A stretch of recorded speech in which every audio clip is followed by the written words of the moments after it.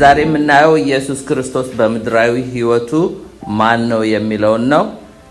አንድ ቃል አነብና ከዛ እንጸልያለን። ዕብራውያን 2:14 እስከ 15 ዕብራውያን 2:14 እስከ 15 እንደዚህ ይላል። በጌታ ስም አነባዋለሁ። እንግዲህ ልጆቹ በስጋና በደም ስለሚካፈሉ እርሱ ደግሞ በሞት ላይ ስልጣን ያለውን በሞት እንዲሽር ይኸውም ዲያብሎስን ነው። በህይወታቸውም ሁሉ ስለ ሞት ፍርሃት ባርነት ይታሰሩ የነበሩትን ሁሉ ነፃ እንዲያወጣ በስጋና በደም እንዲሁ ተካፈለ።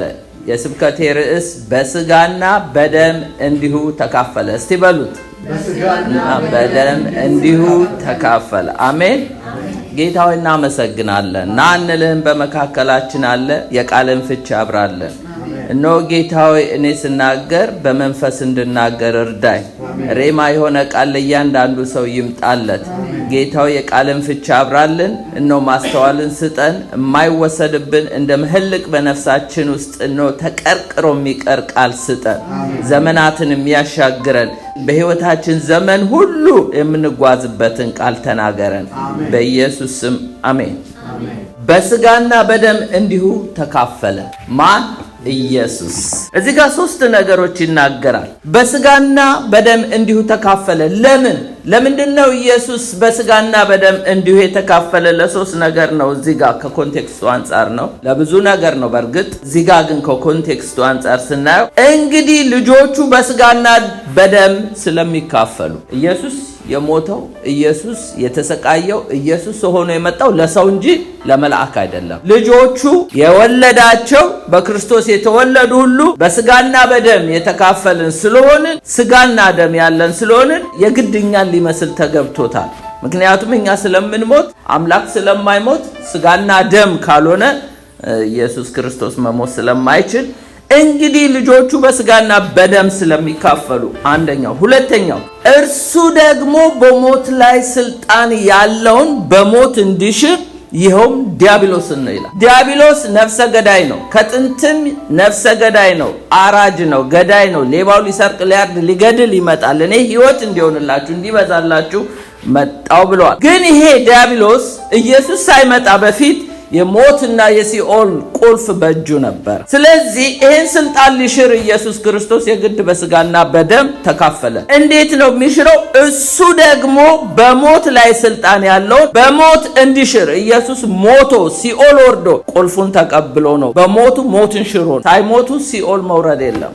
ኢየሱስ ሲኦል ድረስ የወረደው በሞቱ ነው። እዚህ ጋር ራዕይ ምዕራፍ 1:18 ላይ እንዲህ ይላል፣ ሞቼ ነበርኩ ይላል፣ እነሆም ከዘላለም እስከ ዘላለም ድረስ ያው ነኝ፣ የሞትና የሲኦል መክፈቻ አለኝ። መቼ ነው ከሰይጣን እጅ የተቀበለው? ሲኦል ወርዶ ነው። ምክንያቱም በሞት ላይ ስልጣን የነበረው ሰይጣን ነበር። በሞት ላይ ስልጣን ያለውን እሱን እንዲሽረው ኢየሱስ ክርስቶስ ስልጣን ያለውን በሞት እንዲሽረው ይኸውም ኢየሱስ ክርስቶስ ሞቶ ነው። እርሱ ደግሞ በሞት ላይ ስልጣን ያለው በሞቱ እንዲሽር፣ በሞቱ ነው ሞትን ያሸነፈው ኢየሱስ።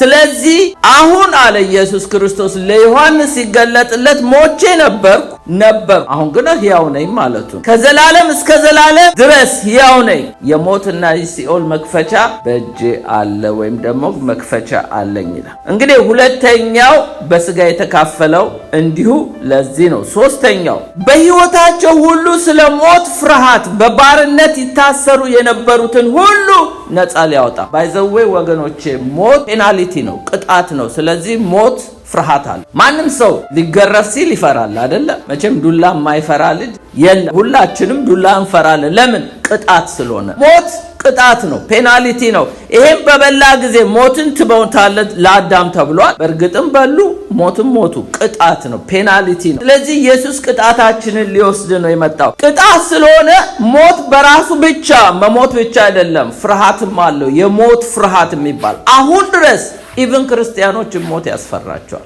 የሞት ሚስጥሩ ከገባ እልል እያለን ወደ ጌታ የምንሄደው። ለቅዱሳን ፍርሃት አይደለም፣ እንቅልፍ ስለሆነ። ማንም ሰው ሞትን ይፈራል። ሞት በራሱ ያስፈራል። ለምንድን ነው የሚያስፈራው? ፔናሊቲው የት ነው የሚሄደው? እኛ ግን የት እንደምንሄድ ስለምናውቅ አንፈራው። ግን ያልዳነ ሰው ወደ ሲኦል ስለሚወርድ በሕይወታቸው ሁሉ ስለ ሞት ፍርሃት በባርነት የታሰሩት የነበሩትን ሁሉ ነፃ እንዲያወጣ በስጋ ተካፈለ። ጌታ ኢየሱስ ክርስቶስ እኛን እኮ ከሞት ፍርሃት አድኖናል። ታምናላችሁ?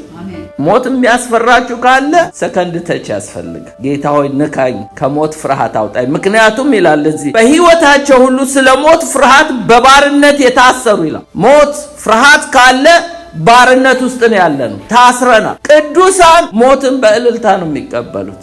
ጌታ ሆይ ማራናታ፣ ቶሎና ውሰደኝ የሚሉ ናቸው። በተረፈ ግን የሚያስፈራን ኮለ ባርነት አለ። ያንም ፍርሃት እንዲያወጣልንም ነው። መሞትን ብቻ ሳይሆን የሞት ፍርሃትን ሊያድነን ኢየሱስ እንዲሁ በስጋ ተካፈለ። ዛሬ እንግዲህ ኢየሱስ ክርስቶስ በምድር በነበረ ጊዜ ማን ነበረ?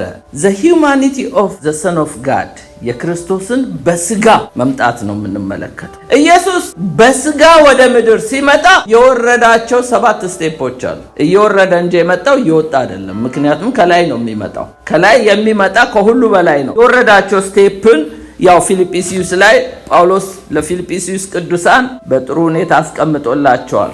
ፊልጵስዩስ ምዕራፍ 2:5-8 ማንበብ ትችላላችሁ። አንደኛው ደረጃ የወረደው እርሱ በባህሪው አምላክ ሆኖ ሳለ ከእግዚአብሔር ጋር መተካከል ሊለቀው እንደማይገባው አድርጎ አልቆጠረውም። በሌላ ትርጉም እንደ መቀማት አልቆጠረውም። ማለት ኢየሱስ ከሰማይ ሲመጣ አምላክነቱን ሰማይ አስቀምጦ ምድር ላይ ስጋ ሆኖ አይደለም የመጣው። ሲመጣ እዛም አምላክ ነው፣ እዚህም አምላክ ነው። ግን ዲግኒቲውን ክብሩን ነው ጥሎ የመጣው። ስጋ ሲለብስ ኢየሱስ ክርስቶስ ከመላእክ ሁሉ አንሶ ነበር። እንደውም እንደ አምላክ አልተከበረም። ለአብ የሚገባውን ክብር ስግደት ለኢየሱስ አልተደረገለት። እሱን ደግሞ አብ እዛ ሲከበር ኢየሱስ ከሱ ጋራ ከአብ ጋራ መተካከልን እንደ መቀማት አድርጎ አልቆጠረውም። ክብሩን ጥሎ ዲግኒቲውን ጥሎ ነው የመጣው። Jesus was a glorious God። አንድ ስቴፕ ወረደ ማለት ነው። ክብሩን መጣሉ አንድ ደረጃ ወረደ። ሁለተኛ ደረጃ የወረደው ሰው መሆን አንድ ነገር ነው። ሰርቫንት ሆነ ነው የሚለው እዚህ ጋር ምንድነው? ነገር ግን የባሪያ መልክ ይዞ ማለት ሰርቫንት መሆን። እኛ እንኳን በራሳችን በአቅማችን ባሪያ መሆን ወይም ሰርቫንት መሆን አንወድ። ሰው ራሱ ክብር አለ። ብዙ ጊዜ ሰራተኛ ብናሰራ ነው እንጂ ራሳችን ሰርቫንት ሆነን ማገልገል በጣም ይከብደናል። ኢየሱስ ግን ሰርቫንት ነው። ላገለግላችሁ እንጂ እንድታገለግሉኝ አልመጣሁም ነው ያለው አይደለ እንዴ? እግራቸውን ሲያጥብ እኔ ላገለግላችሁ ነው እንድታገለግሉኝ አይደለም። ሰርቫንት ሆነ። ሁለተኛው ስቴፕ። ሶስተኛ ሂውማን ላይክነስ በሰው አምሳል ተገኝቶ ይላል። ሰው እኮ መሆን ራሱ አምላክ ሆኖ መዋረድ እኮ ነው። ይሄን ቁርበት እኮ ነው የለበሰው። ምን ይላል ፊልጵስዩስ ምዕራፍ 3:21 ላይ እርሱ ሁሉን እንኳን ለራሱ ሊያስገዛ እንደሚችልበት አሰራር ክቡር ስጋውን እንዲመስል የተዋረደውን ስጋችንን ይለውጣል ይላል። ምን ማለት ነው? አሁን እኛ የለበስነው የተዋረደ ስጋ፣ በኃጢአት የሚሸነፍ የሚታመም የሚራብ የሚሰቃይ በቃ መንግስተ ሰማያት የማይወርስ ስጋ ነው የለበስነው። አንድ ቀን ግን ኢየሱስ ይሄ ክቡር የሆነውን ስጋውን እንድንመስል ይሄን የተዋረደውን ስጋችንን አውልቆ ኢሞርታል ቦዲ የማይሞት አካል ያለብሰናል ይላል። ግን ኢየሱስ ከትንሣኤ በፊት የለበሰው የተዋረደ ስጋ ነው ማለት ኃጢአት አይስራ እንጂ የሚራብ የሚጠማ እናየዋለን በኋላ የሚጨን ማንኛውም በሰው ላይ የሚደርሰው መከራ የሚደርስበት ስጋ ነው የለበሰው ኢየሱስ። ህመምን ያውቃል፣ ረሃብን ያውቃል፣ ጥማትን ያውቃል፣ መታረዝን ያውቃል፣ ሁሉን ያውቃል። ስለዚህ ያን የተዋረደውን ስጋ ከሞት ሲነሳ ግን የማይሞት አካል ለብሷል። ያ የክብር ስጋ ነው። ጌታ ሲመጣ ልክ እሱ የለበሰው ከሙታን በኩር ሆኖ ተነስቶ የማይሞት አካል እንደለበሰ እኛም ያንን የክብር ስጋ እንለብሳለን ነው። የመጀመሪያ ሲመጣ ግን የኛን ስጋ ስለለበሰ የኛን ስጋ ይልበስ እንጂ ኃጢአት ግን አያውቅ። ይህን እንዳትረሱ። ግን ያ የሚራብ ያ የገረጣ ያ እናየው ዘንድ የህማም ሰው ደምግባት የለው የተናቀ ይላል አይደል? ኢሳይያስ 53 ላይ ይሄ ሰው ነበር የተዋረደ ስጋ፣ ግን ከሞት ሲነሳ የክብር ሆነ እና ያንን መልበሱ ሰው መምሰሉ ራሱ አምላክ ሆኖ መዋረድ። አራተኛው ራሱን ባዶ አደረገ ይላል። ራሱን ባዶ አደረገ የሚለው ነገር እስቲ እንየው። ሚክነስ ኢዝ ኖት ዊክነስ ይላል። ሚክነስ ማለት ምን ማለት መሰላችሁ? ኢየሱስ ክርስቶስ ኃይል አለው፣ ጥበብ አለው፣ ዕውቀት አለው፣ ሀብት አለው፣ ሁሉ የሱ ነው። ግን ራሱን ባዶ አደረገ ሲል ለአባቱ ፈቃድ ራሱን ሁሉ ነገር እንዳለው ነው፣ ግን እንደሌለው ሆነ። ጉልበት አለው። ማንን ትፈልጋላችሁ ባለ ጊዜ ሊይዙት በመጡ ጊዜ እንኳን ወደቁ አይደል እንዴ? ጉልበት እኮ አለው፣ ግን ጉልበት እንደሌለው ሆነ። አቅመቢስ መስሎ መጣ። ውበት እኮ አለው፣ ደም ግባት የሌለው ሆኖ መጣ። ሀብት እኮ አለው። ሰማይ ምድሩ ብሩ ወርቁ የኔ ናቸው ይላል። ባለፈው ሳምንት አይተናል። ሁሉን የፈጠረ ነው፣ ግን ድሃ መስሎ መጣ። ኤምቲ ሆነ ማለት ባዶ ሆነ ማለት ምንም የለውም ማለት አይደለም። ስለ አብ ሲል ስለኛ ሲል ለአባቱ ፈቃድ ሲል ራሱን ኤምቲ ያደረገ በቃ ምንም እንደሌለ ሆኖ የንጉስ ልጅ ሆናችሁ ምንም እንደሌላችሁ ሆናችሁ እንደመመላለስ ቁጠሩ። ራሱን ባዶ አደረገ። ያ ግን ዊክነስ አይደለም። ሚክነስ ኢዝ ኖት ዊክነስ። ዊክ ስለሆነ አይደለም፣ ለኛ መዳን ሲል ለአባቱ ፈቃድ ሲል ነው ራሱን ባዶ ያደረገ። አምስተኛ ፖይንት ሃምብል ሆነ ይላል። ራሱን ዝቅ አደረገ ይላል። ሰው ሆኖ ተገልጦም ራሱን አዋረደ፣ ዝቅ አደረገ። በምድር ላይ በጣም ትሁት የሚባለው ሙሴ ነበረ። ለምን? የሮያል ፋሚሊ ሆኖ የፈርዖን የልጅ ልጅ ተብሎ he was somebody። የንጉስ የነገስታት ቤተሰብ ውስጥ ማደጉ ወይም ደግሞ እሱን አዳፕት አድርጋ የፈርዖን ልጅ ማሳደጓ እኮ ሰምበዲ ነው እኮ፣ በዛ ስልጣን እኮ የሚያገኝ ነው። ግን የፈርዖን የልጅ ልጅ ከመባል ከእግዚአብሔር ሕዝብ ጋር መከራ ብቀበል ይሻለኛል ብሎ ሰንበዴ የነበረው ኖበዲ ሆኖ ነው ሃምብል ይሆን። እግዚአብሔር ግን በቁጥቋጦ ተገለጠለት። 40 ዓመት በፈርዖን ቤት 40 ዓመት ደግሞ በሚዲያም ነው ያሳለፈው። እና እግዚአብሔር ግን ከሙሴ በቀር ተራራ ላይ አንድ ሰው እንዳይወጣ፣ ምክንያቱም እግዚአብሔር ከተቀጠቀጠ ከተዋረደ መንፈስ ካለው ጋር ነው በከፍታ ስፍራ የሚቀመጥ። እና ሙሴ ትሁት ስለሆነ ትዕቢተኞችን እግዚአብሔር አይወድ፣ ትዕቢተኛን ከሩቅ ይቃወማል ይላል እግዚአብሔር። ትሁቱ ሙሴ ነበረ። ኢየሱስ ደግሞ ከሱ የባሰ ከሙሴ በትህትና የሚበልጠው ጌታ ነው። የዘመናችን አገልጋዮች በቦዲጋርድ ነው የሚሄዱት። አይነኩም፣ አይቀመሱም። ኢየሱስ ግን ይዳሰሳል።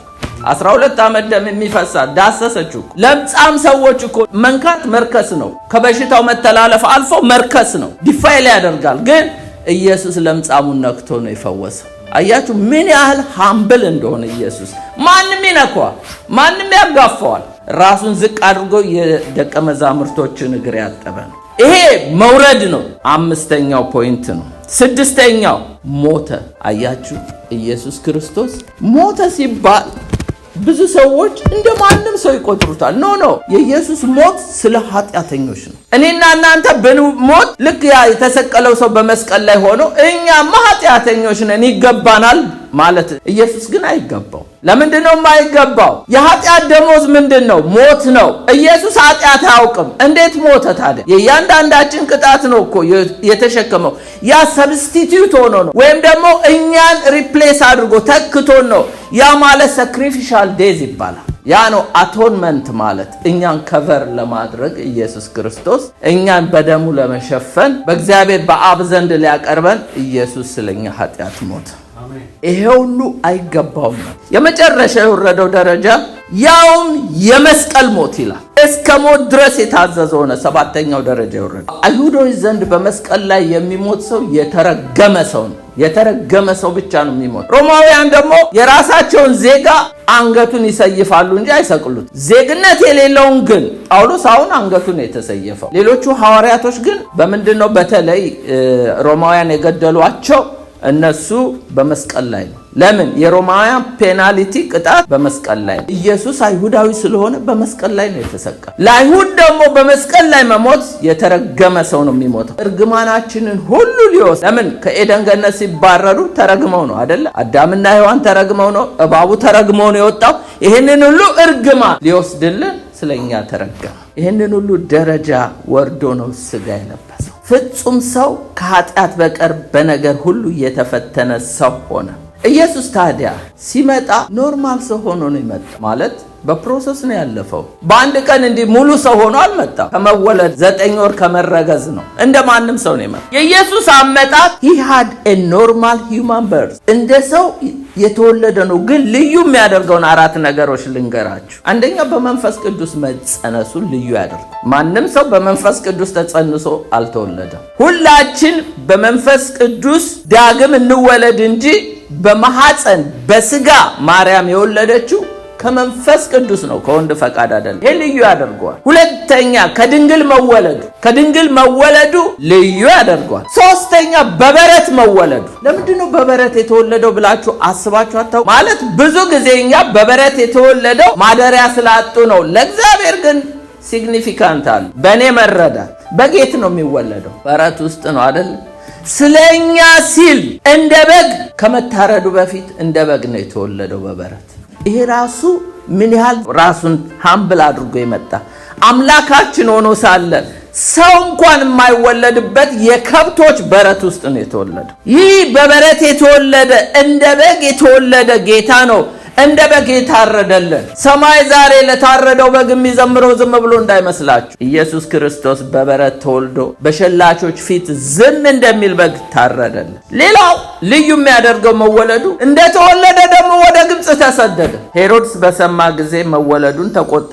ኤርምያስ 31:15 ላይ እንደዚህ ይላል፣ እግዚአብሔር እንዲህ ይላል፣ የዋይታን የመራራ ልቅሶ ድምፅ በራማ ተሰማ፣ ራሔል ስለ ልጆቿ አለቀሰች፣ የሉምና ስለ ልጆቿ መጽናናት እምቢ አለች። የትንቢት ሊፈጸም ሄሮድስ ሕፃናትን ሊጨርስ ኢየሱስ ክርስቶስ የግድ ወደ ግብፅ መሰደድ ነበረ። በኋላ ላይ ሆሴዕ 11:1 ላይ እንዲህ ይላል፣ እስራኤል ሕፃን በነበረ ጊዜ ወደድኩት፣ ልጄን ከግብፅ ጠራሁት የሚለው ትንቢት ተፈጸመ። በእርግጥ ሆሴዕ ትንቢቱን ሲናገር ሁለት ትንቢት ነው። አንደኛ እስራኤልን ከግብፅ እንዳወጣው የሚያሳይ ነው። ሁለተኛ ልጄን ከግብፅ ጠራሁት የሚለው ኢየሱስ ክርስቶስ ግብፅ ወርዶ ነበር። ከዛ በኋላ ልጁን የሚፈልጉ ብላቴናውን የሚፈልገው ሄሮድስ ሞቷልና ተነስተህ ተመለስ ባለው ጊዜ መልአኩ ተመልሷል እና ኢየሱስ ግብፅ ወርዶ በልጅነት ያደገው እዛ ነው። ማቴዎስ 2:20 ላይ የሕፃኑን ነፍስ የፈለጉት ሞቷልና ተነሳ፣ ሕፃኑ እናቱን ይዘ ወደ እስራኤል ሀገር ሂድ። እርሱም ተነስቶ ሕፃኑን እናቱን ያዘ፣ ወደ እስራኤል ሀገር መጣ። ያው ባለፈው ጊዜ እንዳየኑ ሄሮዲያን ፋሚሊዎች ሁሉም ገዳዮች ስለሆኑ ይመጣ ኢየሩሳሌም ኢየሱስ ሊያድግ አይችልም። ምክንያቱም ሄሮድስ ቢሞት ሌላ ሄሮድስ ተተክቷል አራጅ። ስለዚህ ወደ ናዝሬት ሄዱ። ለዚህ ነው ናዝሬት ያደገው የናዝሬቱ ኢየሱስ የተባለው። ኦኬ፣ የወለደችው እናት ማርያም እንደኛ ኖርማል ሰው ነች። አንዳንድ ሰዎች ዛሬ ማርያምን የተለየ ነገር በእርግጥ ትውልድ ሁሉ ብፁዕት ይሉኛል ይላል ቃል። አዎ ትባላለች። ግን የወለደችው እናት ጀስት እንደኛ የምትታመም እንደኛ መከራ ያየች ወይም ደግሞ እንደኛ ፔን የምታውቅ ልዩ ያደረጋት ክርስቶስን መውለዷ እንጂ ማርያምን ለየት የሚያደርጓት አሉ እና ክርስቶስን አሳንሰው ማርያምን እንዴት ከፍ እንደሚያደርጓት።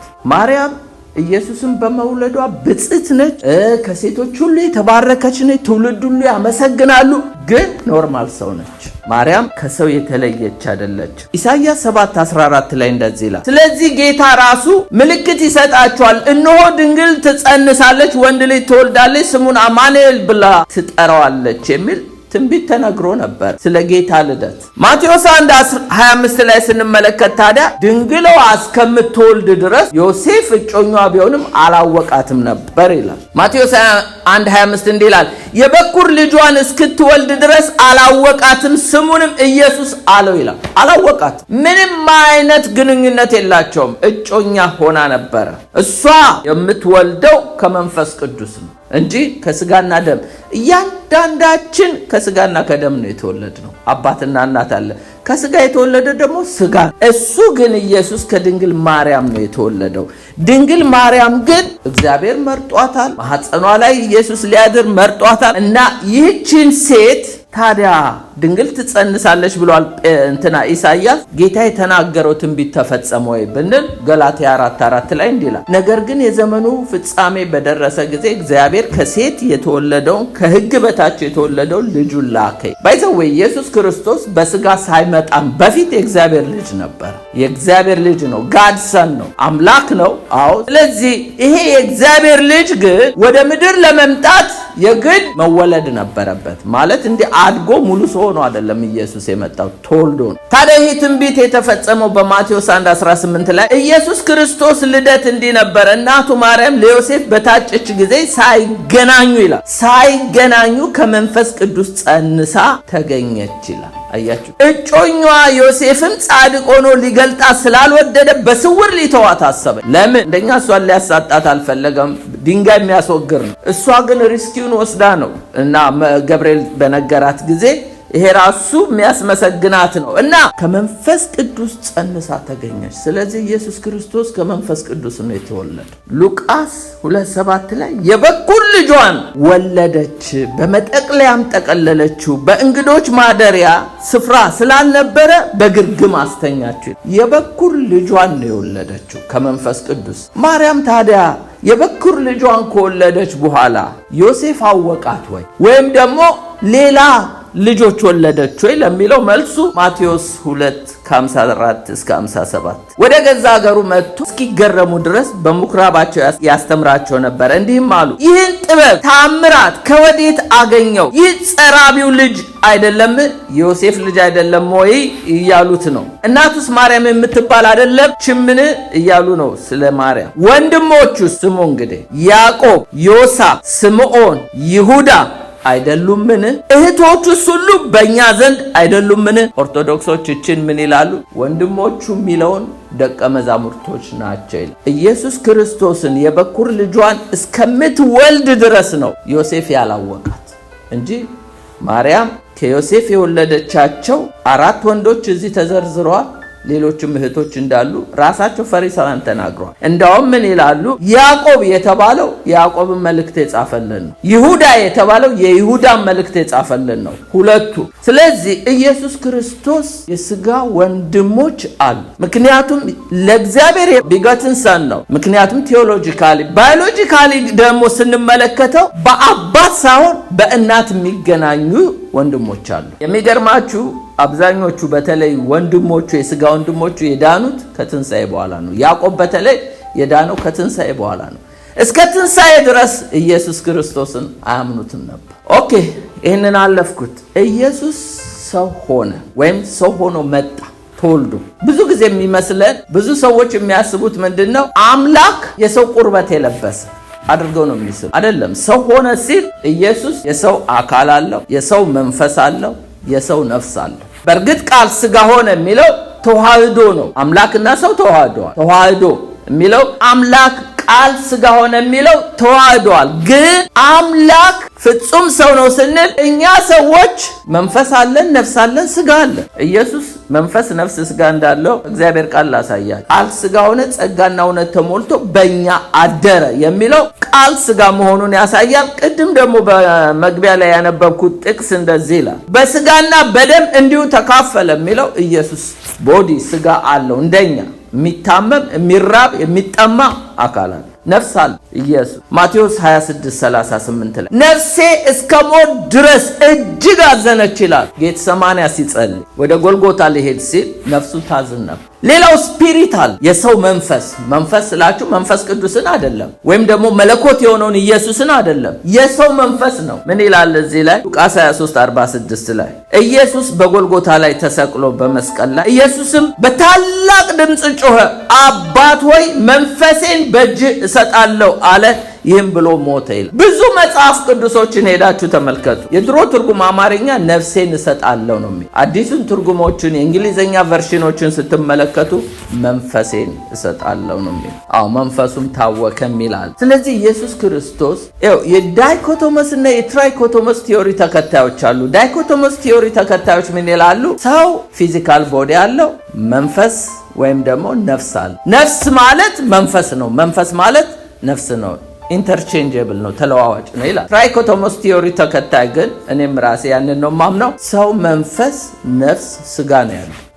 መንፈስ አለን፣ ነፍስ አለን፣ ሥጋ አለን። የሰው ሂውማን መንፈስ ነው የምላችሁ፣ መንፈስ ቅዱስን አይደለም። መንፈስ ቅዱስ የራሱ ፐርሰናሊቲ ያለ ግን በእኛ ውስጥ ያድራል። ግን የሰው መንፈስ ኢየሱስም ልክ እንደኛው መንፈስ፣ ነፍስ፣ ሥጋ ነው። ነፍስ ማለት 3 ፋክሊቲ ነው ያላት። አንደኛው ኢንተሌክት ማለት የማሰብ ችሎታ፣ ሌላው ደግሞ ኢሞሽን ነው ያላት፣ ሌላው ደግሞ ምንድነው? ዊል ፈቃድ ነው ያላት። ኢየሱስ ክርስቶስ ፈቃድ ያለው ነው። ፈቃዱን ግን ለአባቱ ሰጥቶ የአባቱ ፈቃድ በእጁ ተከናወነ። ኢሞሽን አለው ኢየሱስ። ይቆጣ ነበር በፈሪሳውያን ላይ፣ ያዝን ነበር፣ ይራራ ነበር፣ ይወድ ነበር፣ ይደሰት ነበር። አይደለ እንደ ኢየሱስ ኢሞሽን አለው። ሌላው ኢየሱስ ክርስቶስ ኢንተሌክት አለው ማለት ሁሉም በመንፈስ ቅዱስ ብቻ አይደለም። ሰው በመሆኑ ደግሞ ያስባል። ፍጹም ሰው ነው፣ ፍጹም አምላክ ነው። እንደዚህ አይነት ሰው ነው የተወለደው። ምን እንደሚሰማን ይረዳል። ባይዘው የኢየሱስ ክርስቶስ ኢንተሌክት አእምሮ አይታደስ። እኛ ከዓለም የመጣን ሰዎች ነን፣ የወደቅን ነበር። ዕለት ዕለት አእምሮአችን መታደስ አለበት። ኢየሱስ ግን ኃጢአት ስለማያውቅ አእምሮ አይታደስም። ፐርፌክት ነው። እኛ አእምሮአችን ይታደሳል። ኢየሱስ ፈቃዱን ለአባቱ ያስገዛ ነው። ኢሞሽን ሁሉ የተገራ ነው። ለራሱ እንደፈለገ የሚሄድ ሳይሆን የአባቱን ፈቃድ የሚያደርግ። ሌላው ኢየሱስ ሲወለድ ሰርከምሳይዝድ ሆኗል። አይሁዳዊ ስለሆነ በ8ኛው ቀን ተገርዟል። ሉቃስ 2:21 ላይ ሊገርዙት 8 ቀን በሞላ ጊዜ በማኅፀን ሳይገረዝ በመልአኩ እንደተባለ ስሙ ኢየሱስ ተብሎ ተጠራ ይላል። ገና ሳይገረዝ ስም ወጥቶለት ነበር። ስሙ ኢየሱስ ነው፣ ሕዝቡን ከኃጢአት ያድናል ተብሎ። ስለዚህ ኢየሱስ እንደ ሰው የተገረዘ አይሁዳዊ። ሌላው ምግብ ይበላ ነበር። ኢየሱስ እንደኔና እንደናንተ ምግብ ይበላ ነበር። ለምን? ይርበው ነበረ።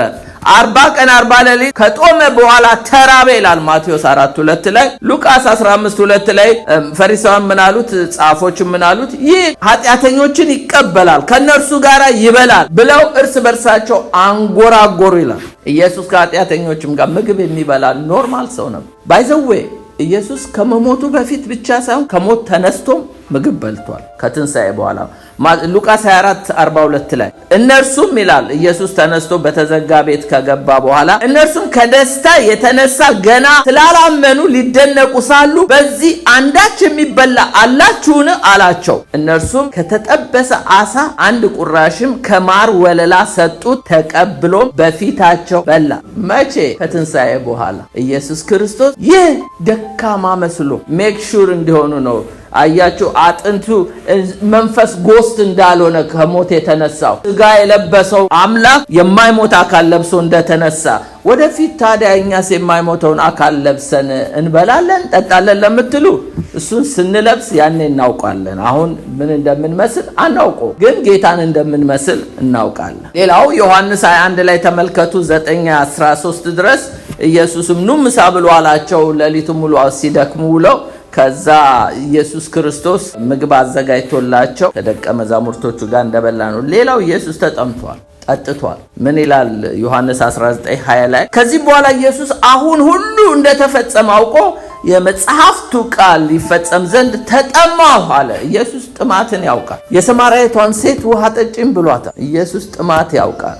ዛሬ የእኛን ጥማት የሚያውቅ ነው። ማንም የተጠማ ወደ እኔ ይምጣ ያለው እኮ ጥማት ሲባል የውሃ ጥማት ብቻ አይደለም። ብዙ የተጠማናቸው ነገሮች አሉ። አንዳንድ ሰው ፍቅር ተጠምቷል። ኢየሱስ ጋር ነው እርካታው ያለ። ስለኛ የተጠማው ሊያረካን ነው። ስለኛ የተራበው ሊያጠግበን ነው። ስለዚህ ኢየሱስ ክርስቶስ ማንም የተራበ የተጠማ ወደ እኔ ይምጣ ብሏል። ሌላው ኢየሱስ ሐዘን ያውቃል። ሶሮ ነፍሴ እስከ ሞት እጅግ አዘነች ይላል ማርቆስ 14:34 ላይ ጌቴሰማኒ ሲጸልይ ነፍሴ እስከ ሞት እጅግ አዘነች። ሐዘን ያውቃል። ኢየሱስ መጽናናትንም ያውቃል። ሉቃስ 22:43 ላይ መጥቶም የሚያበረታው መልአክ ታየው ይላል። በጣም አዝኖ በፍርሃት በነበረበት ጊዜ መልአክ መጥቶ ነው ያጽናናው። ሌላው አልቅሷል። ኢየሱስ አልቅሷል። 3 ጊዜ አልቅሷል። አንደኛው ያለቀሰው አልዓዛር ሞቶ እንደሚያስነሳ ያውቀዋል። ግን ኢየሱስ የማርያም ሁኔታ አስለቀሰው፣ ሩህሩህ ጌታ ስለሆነ ዮሐንስ 11:35 ላይ ነው። ሌላው ስለ ኢየሩሳሌም አለቀሰ። ስለ ኢየሩሳሌም ያለቀሰው ሉቃስ 19:41 ነው። ሌላው ኢየሱስ በጌቴሰማኒ በጸሎት ስፍራው ሬስሊንግ ፕሬየር በሚጸልይበት ጊዜ ሳያለቅስ አይቀርም ይባላል። ሌላው ፔን ያውቃል። ኢየሱስ ህመም ያውቃል። ኢሳይያስ 53:3-4 የተናቀ ከሰውም የተጠላ የህማም ሰው ደዌን የሚያውቅ ነው። ሰውን ፊቱን እስከሚሰውርበት የተናቀ ነው፣ እኛ አላከበርነውም። በእውነት ደዌያችንን ተቀበለ፣ ህመማችንን ተሸክሟል። እኛ ግን እንደተመታ በእግዚአብሔር እንደተቀሰፈ እንደተቸገረ ቆጠርነው ይላል። ስለዚህ የደቀቀ ህመምን የሚያውቅ ጌታ ነው። ሌላው ኢየሱስ ክርስቶስ ደክሞት ያውቅ ድካም ያውቅ ከመንገድ የተነሳ ያው የሰማርያዊቷ ሴት ትዝ ይላችኋል ዮሐንስ 4:6 ላይ በዚያም ያዕቆብ ጉድጓድ ነበረ ኢየሱስም መንገድ ከመሄድ ደክሞት በጉድጓድ አጠገብ ተቀመጠ ይላል። ድካምንም ያውቅ ዛሬ ከመንገድ የተነሳ ከጉዞ የተነሳ ከስራ የተነሳ በተለያየ ነገር ልንደክም እንችላለን። ጌታ ግን ድካማችንን ያውቅ ደክሞ ያውቃል። እንደኔና እንደናንተ ተርቦ ያውቃል፣ ተጠምቶ ያውቃል፣ ታርዞ ያውቃል። የታረዘ እንዳትሉኝ መስቀል ላይ ልብስ ለብሶ አልተሰቀልም፣ መቼም እርቃኑን ነው። ስለዚህ መታረዝን ያውቃል። ሆምለስም ሆኖ ያውቃል እኮ ኢየሱስ ታውቃላችሁ። ለቀበሮች ዋሻ ለሰማይ ወፎች ጎጆ አላቸው፣ የሰው ልጅ ግን ራሱን የሚያስጠጋበት የለም አለ። አንዱ ልከተል ባለው ጊዜ ማለት ኢየሱስ ክርስቶስ ከማርያም ከዮሴፍ ቤት ከወጣ በኋላ በአገልግሎት ጊዜ በየተራራው እየሄደ ነበር እየጸለየ የሚያድረው። መተኛትም ያውቃል። ደክሞት ተኝቷል አይደለም? መርከብ ውስጥ ማቴዎስ 8:24 ላይ እነሆ ማዕበሉ ታንኳውን እስኪደፍናት ድረስ በባህር ታላቅ መናወጥ ሆነ፣ እርሱ ግን ተኝቶ ነበር። መቼም በአገልግሎት በመንገድ ብዛት ደክሞት ተኝቶ ነበር። ያው ደቀ መዛሙርቶቹ ግን በፍርሃት ነበሩ። ሌላው ኢየሱስ ክርስቶስ ፍርሃትን ያውቃል። ታውቃላችሁ? ፈርቶ ያውቃል። ኢየሱስ ክርስቶስ ሉቃስ 22:44 ላይ በፍርሃት ሲያጣጥር አጽንቶ ይጸልይ ነበር ይላል። ለምንድን ነው የፈራው? ከፊቱ እኮ ያለው መስቀል ሞት ነው። ኢየሱስ ፈራ። አያቸው የሮማ ወታደሮች ከዲያብሎስ ጋር ፖሰስድ ሆነው መጠጥ እየጠጡ ነበር ያሰቃዩ የሚገርፉትና የሚያስፈራ ነው። ሰው ነዋ፣ ነፍስ አለው ኢየሱስ እንደኛ። የአባቱን ፈቃድ ለማድረግ ነው። ብትወድ ይህች ጽዋ ትለፍ፣ ግን ካልወደድክ ደግሞ አንተ እንደፈቀድክ ይሁን ነው። እኛ ብዙ ጊዜ መዝሙር 23 ላይ ያለችው ጽዋ ነው የምንወደው። እንደዚህም አይነት ጽዋ አለ በክርስትና። ሌላው ተፈትኗል። መቼም ፈታኝ ዲያብሎስ ነው።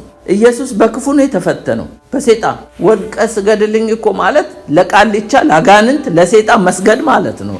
እንደዛ የተፈተነ እኮ አምላክ ኢየሱስ ክርስቶስ ሰው ሆኖ በመምጣቱ ዕብራውያን 4:15 ላይ እንደዚህ ይላል፣ ከኃጢአት በቀር በነገር ሁሉ እንደኛ የተፈተነ ነው እንጂ በድካማችን ሊራራልን የማይችል ካህን የለንም ይላል። ማቴዎስ 4:1-3 ላይ ከዚያም ወዲያ ኢየሱስ ከዲያብሎስ ይፈተን ዘንድ መንፈስ ወደ ምድረ በዳ ወሰደው። መንፈስ ቅዱስ መራው። ግን በማን ነው የሚፈተነው? በእግዚአብሔር አይደለም፣ በዲያብሎስ ነው። አዳምና ሔዋንን የፈተነ ሰይጣን ነው የፈተነው። ግን እሱ አለፈ። እሱ እዛ ጋር ፌል ቢያደርግ ኖሮ ሁላችንም ወድቀናል። አዳምና ሔዋንን የጣለ እባብ እኮ ነው የፈተነው፣ ያውም በምድረ በዳ። እነሱስ ጠግበው ነው በኤደን ገነት ሁሉ ሞልቶላቸው። ኢየሱስ ግን ተርቦ ነው የተፈተነው። ሙላትን ፈተና ያመጣል፣ ረሃብም ፈተና ያመጣል። ጠግቦም መፈተን አለ፣ ተርቦም መፈተን አለ። ኤሳው ተርቦ ነው የተፈተነው አይደል? በኩርና ለምን ያለ ለአንድ ቀን ኢየሱስ 40 ቀን 40 ሌሊት ጾሞ ልክ ግን ጾሙ ሲያበቃ ራበው ይላል። በዛ ጊዜ ፈታኝ መጣ። ሌላው ኢየሱስ ክርስቶስ መቃተት ያውቃል። ቃቷል። ማርቆስ 7:34 ላይ ወደ ሰማይ አሻቅቦ አይቶ ቃተተና ኤፍታህ አለው ደንቆሮውን ሰው ሊፈታው ሲል። ሌላው ማርቆስ 8:12 ላይ በመንፈሱ እጅግ ቃተተና ይህ ትውልድ ስለምን ምልክት ይፈልጋል? እስከ መቼ ነው ወንደርና ሳይን ዲማንድ የምታደርጉ አለ። ክፉና መንዝራብ ትውልድ ምልክትን ይሻል። ስለዚህ ቃተተ። ኢየሱስ ክርስቶስ ቃቶ ነበረ። ሌላው ሂሳፈርድ ኢየሱስ ክርስቶስ መከራን ያውቃል፣ ችግርን ያውቃል። አንደኛ ጴጥሮስ ምዕራፍ 2:21-24 እንደዚህ ይላል፣ የተጠራችሁለት ለዚህ ነውና ክርስቶስ ደግሞ ፍለጋውን እንደምትከተሉ ምሳሌን ትቶላችኋል፣ ስለ እናንተ መከራን ተቀብሏልና። ስለኛ ኢየሱስ መከራን ተቀብሏል። ሳፈሪንግ ምን እንደሆነ በደንብ ያውቃል። ኢየሱስ ሞትንም ያውቃል። ሞቷል። የሥጋ ሞት ሞቷል። ባይዘው 3 አይነት ሞት ነው። አንደኛው የዘላለም ሞት ነው። ሁለተኛው የመንፈስ ሞት ነው። ሶስተኛው የሥጋ ሞት ነው። የዘላለም ሞት ለዘላለም ከእግዚአብሔር መለየት ነው። እሱ ሁለተኛው ሞት ይባላል። የመንፈስ ሞት ግን ሰው በሥጋ ያለ ከእግዚአብሔር ጋር ከተጣላ ከክርስቶስ ጋር ካልታረቀ በመንፈስ የሞተ ነው። ሶስተኛው ሞት ግን ቅዱሳንም ኃጢአተኛውም ጻድቁም የሚሞተው የሥጋ ሞት ነው። ዴስቲኒው ነው የሚለያይ። ስለዚህ ኢየሱስ በሥጋ ሞቷል። የሥጋ ሞት ነው የሚያውቀው። ዮሐንስ 19:33 ወደ ኢየሱስ በመጡ ጊዜ እርሱ ግን ፈጽሞ እንደሞተ አይተው ጭኑን አልሰበሩትም ይላል። አያችሁ፣ ሌሎቹ ጭናቸው ተሰብረው ነው የሞቱት፣ እሱ ግን ቀድሞ ሞቶ ነበረ። ሮሜ 5:8 ላይ እንዲህ ይላል፣ ነገር ግን ገና ኃጢአተኞች ሳለን ክርስቶስ ለእኛ ሞቷልና እግዚአብሔር ለእኛ ያለውን የራሱን ፍቅር ያስረዳል ይላል። የታመመ የተጠቃ የተራበ የተቸገረ መስሎ የመጣው ጌታ ግን ምን አይነት ጌታ እንደሆነ ላሳያችሁ። አንደኛ he is the Lord of quality የኳሊቲ ጌታ ነው፣ የጥራት ጌታ ነው። ቃና ዘገሊላ ገብቶ ውሃውን ወደ ወይን ጠጅ የለወጠ ዛሬ እኔና የእናንተን ህይወት የለወጠ ከለርለስ የሆነ ኦደርለስ የሆነ ቴስትለስ የሆነውን ህይወታችንን ጣዕም የሰጠ ጌታ ነው። አያችሁ በስጋ መጥቶ ነው ኢየሱስ ክርስቶስ ይህን ታምር በህይወታችን የሰራ። ሁለተኛው he is the Lord of space ይሄንን ዮሐንስ ወንጌል ምዕራፍ 2 ከ1 እስከ 11 ታገኙታላችሁ። healing an official son ማለት ትዝ ይላችኋል። ኢየሱስ ክርስቶስ ተፈውሷል ባለው ጊዜ ሰዓቱን ጠየቀ ይላል። ሎሌዎቹ ሲመጡ ሰዓቱን ሲጠይቃቸው ኢየሱስ ባለው ሰዓት ነው አይደለ ተፈወሰ። ያ ማለት ኢየሱስ ክርስቶስ እናንተ እዚህ ሆናችሁ ብትጸልዩ የትም ቦታ ያለው መፈወስ ማዳን ይችላል። ኢየሱስ ተፈውሷል ባለው ሰዓቱን ሲያስተያየው ልጁ ባሪያው ነው ሎሌው ነው ተፈውሶ ተገኘ። ዮሐንስ 4:46 ላይ ተመልከቱ። ከሰዓት አንፃር እየሮጥኩ ስለሆነ he is the Lord of space። ሌላው ኢየሱስ he is the Lord of time የጊዜ ጌታ ነው። 38 ዓመት ሙሉ በዛ ውሃው ሲናወጥ በሽተኞች መጥተው ይፈወሱ ነበር። የመላእክ አገልግሎት ነበር ያ ሰው የሚጠብቀው። ዛሬ ግን ኢየሱስ ክርስቶስ ሰው የለኝም ላለው ሰው መጣለት። አስቡ 38 ዓመት ሙሉ የጠበቀ ሽባ ኢየሱስ አልጋህን ተሸክመ ሂድ ሲለው 38 ሰከንድ ባልሞላ ጊዜ ውስጥ ነው የፈወሰ። he is the Lord of time ኢየሱስ በጊዜ ላይ ጌታ ነው።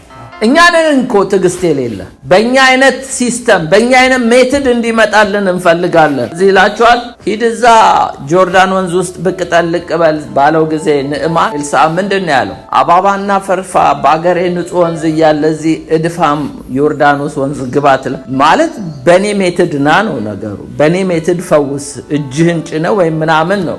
ኢየሱስ ክርስቶስም እዚህ ሰው ጋር ሲመጣ ሰው የለኝም መልአኩ መጥቶ ሲያናውጥ እዛ የሚከተኝ ነገር ተለውጧል። አንዳንዴ ጌታ ሲመጣ የዘመናት ደጅ የጠናንበትን በአንድ ሰከንድ ይጎበኛል። ብቻ ትዕግስት ይኑረ። ቆይቼ እግዚአብሔር እንደጠናሁት እሱም ዘንበል አለን። he is the Lord of time ማለት he is the Lord of quality ብቻ ሳይሆን ኳንቲቲም ነው። 2 ዓሣ 5 እንጀራ አይደለ እንዴ የባረከው? ዮሐንስ 6:5 እስከ 11 ይሄ ደካማ የሚመስለው ኢየሱስ ስንቱን የመገበ ነው። ይሄ እንደኛ የታመመ የተራበ የተጠማ የሚበላው የሌለው የሚመስል ጌታ ለራሱ የሚበላው ያጣ የመሰለ ግን ስንት ሺህ ህዝብ መግቧል። ከ5000 መሶብ ሁሉ ተርፎ እስከሚተርፍ ድረስ he is the Lord of quantity የብዛት አምላክ ነው። በጸጋ ባለጸጋ፣ በምህረት ባለጸጋ፣ በይቅርታ ባለጸጋ፣ በህይወት የተትረፈረፈ አባንዳንት የሆነ በረከት ያለው ጌታ ነው። ሌላው he is the Lord of natural law በተፈጥሮ ህግ ላይ ኢየሱስ ክርስቶስ ጌታ ነው። ውሃ ላይ የተራመደ እኮ ነው። እኔና እናንተን እኮ የሚያናውጠው ነገር እነ ጴጥሮስን ያናወጠ እሱ ግን ወክ እያደረገበት ነው የመጣው። ኢየሱስ ይምጣበት እንጂ የሚያናውጠው ሁሉ ጸጥ እኮ ነው የሚለው። ምክንያቱስ በተፈጥሮ ላይ ጌታ ነው ኢየሱስ ክርስቶስ። እርግጥ ነው የእግዚአብሔር ሰዎች ዝናብ አምጥተዋል። እነ ኤልያስ ዝናብ እንዳይመጣም አድርገዋል። እነ ኢያሱ ፀሐይ አቁመዋል። ኢየሱስም በውሃ ላይ ወክ አድርጎ መጥቷል። ግን ምንድነው ይሄ ደካማ ነው ብቻ ብለን እንዳናስብ ኢየሱስ ክርስቶስ በስጋ አካል ሲመላለስ በተፈጥሮ ላይ በታይም ላይ በቦታ ስፔስ ላይ ሁሉ ጌታ የሆነ ጌታ ነው። ሌላው he is the Lord of fortune የድል ጌታ ነው። ዮሐንስ 9:1 እስከ 7 አንብቡ። ከልጅነቱ ጀምሮ እውር የነበረውን ሰው እንደታወርክ አትሞትም አለው። እድል ሰጠ። እንደጨለመብህ እንደመሸብህ አትሞትም ይነጋልሃል አለና አይኑን አበራለት። he is the Lord of fortune እድል የሚሰጥ ጌታ። እንደጨለመብን እንደጎበጥን እንደታመምን እንደተቸገርን አንሞትም። ኢየሱስ የድል ጌታ ነው። የመሸባችሁ ይነጋላችኋል። የታወረውን ሰው ይሄ ሰው እኮ ብርሃን አይቶ አያውቅም። እንኳን ኢየሱስን እንኳን የብርሃኑን ፈጣሪ የተፈጠረውን ብርሃን እንኳን እንደኛ ያላየ ሰው ግን እንዲሁ እንደሆንክ አትሞትም ማለት። ሄዳችሁ መጽሐፍ ቅዱስን ብትመለከቱ ኢየሱስ አየው ነው እንጂ የሚለው የዓይነ ስውርማ ማየት አይችልም። ኢየሱስ ሲያልፍ አየው ይል። ኢየሱስ ሲያልፍ ካየ ያልፍልሃል። አሜን። አለፈለት። የመጨረሻው he is the Lord of days ኢየሱስ ክርስቶስ 3 ሰዎች እንዳስነሳ መጽሐፍ ቅዱስ ይናገራል አይደል እንዴ? ያስነሳቸው ሰዎች አንዱ አልዓዛር ነው። ሌላው ያቺ ዊዶ መበለቲቱ ሴት ነው 10 በሚባል ከተማ ሉቃስ 7 ከ11 እስከ 16። ሌላው ደግሞ ሉቃስ 8 ከ41 እስከ 46 ጣሊታ ተነሽ ብሎ 12 ዓመት ልጅ ያስነስቷል። ያላዛር ደግሞ ልዩ ነው። 4 ቀን የበሰበሰ የሸተተ ራሷ ማርታ እንኳን ይሸታል ያለችውን ወንድሟን አስክሬን በሰበሰውን የሚያነሳ ጌታ ነው። ይሄ ጌታ ነው ስጋ ለብሶ የመጣ። አሜን። ፓስተር መተጸልይ